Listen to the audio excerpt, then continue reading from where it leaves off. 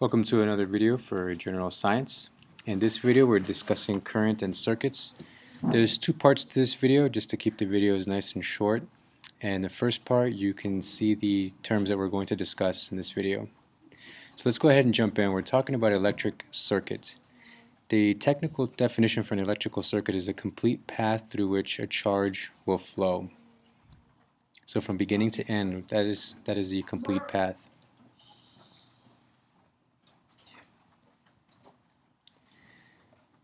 So when we talk about current, we're going to talk about two different types of currents. We're talking about electrical current and then your conventional current.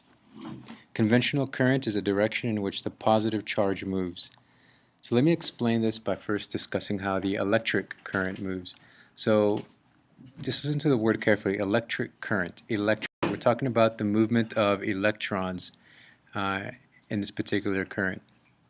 Movement of electrons which have a negative charge, which means the negative charge will be moving in one direction. We're moving from the high pressure to the low pressure side of the battery. So if you look at the battery, the negative side, that's where most of the charge is going to be. That's where the voltage potential, the voltage difference is. So as you know, particles in terms of pressure move from high pressure to low pressure, so from high to low. So the high pressure of electrons moving towards the low pressure on the positive end of the battery. The negative charge moves in one direction, okay? So then you have a buildup of negative in one end. Thus, we have a buildup of positive on the other end. And the positive charge, which is what we mean when we discuss current.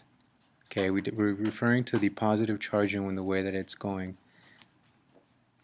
So here you can see our positive charge going in one direction. Okay, and it's in the opposite direction as the electrical current. So whatever direction the negative current is going in, then you know that the conventional current is going in the opposite. Alright, so electric circuit. Let's talk about these circuits. So again, the electric circuit is a complete path through which a charge can flow from beginning to end. We use diagrams and symbols to represent these parts of the circuit. So for example, if you look at the battery, that's the literal image of a battery and the literal image of a bulb. But when we're discussing circuits, diagrams, we use symbols. Okay, there you have the positive end of the battery and the negative. And then the symbol for a bulb, as you can see there, is kind of that zigzaggy line. So you don't have to actually get very technical on these diagrams. They're fairly simple. This is a diagram of a series circuit. You'll notice that there is only one pathway in which the electrical charge will move. So if one element stops functioning in the series circuit, none of the elements will operate. It completely shuts off. Think of two islands that are separated by a body of water, and if one bridge exists between the two islands, then there's only one pathway in which people can take to and fro on this island. So if that bridge goes out, then there is no traffic at all that goes to or from this island.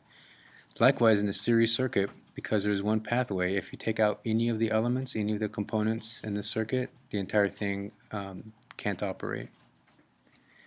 Now, by contrast, look at the parallel circuit. You can tell that the parallel circuit's a bit more complicated. Your homes are most likely, actually they are, circuited through parallel circuits.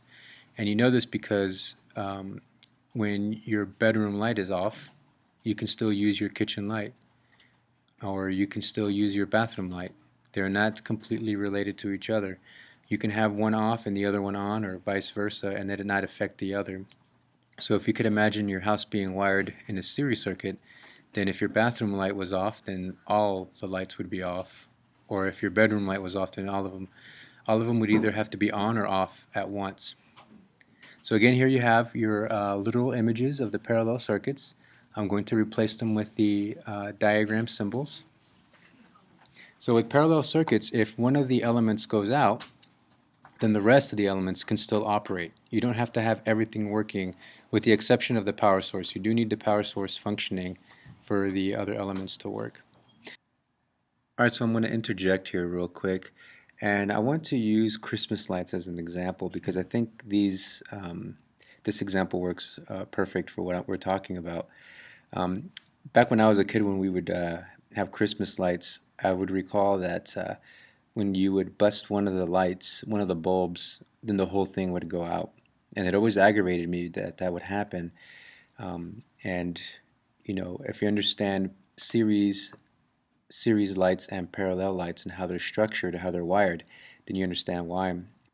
They were wired in a series circuit, which means there was only one pathway running through the entire light system. So if one of the elements, one of the light bulbs went out, then the entire thing, the entire string would go out. So luckily nowadays, the lights are wired in a parallel circuit. So if one of the lights goes out, well, there's still multiple pathways for the electricity to get through the other lights, so only one bulb will go out. Now, sometimes they're wired parallel circuit, but perhaps maybe 10 of them are wired on the same circuit. So if one light goes out, then only maybe 10 out of the 300 will go out. So you can still have most of your lights working. So again, I think this is a perfect example of how a series circuit and a parallel circuit and how they differ, and how a parallel circuit is more advantageous than a series circuit. All right, let's continue back to our regularly scheduled video. Well, that does it for part one for current and circuits. I will finish up this discussion in part two. Good luck in your studying.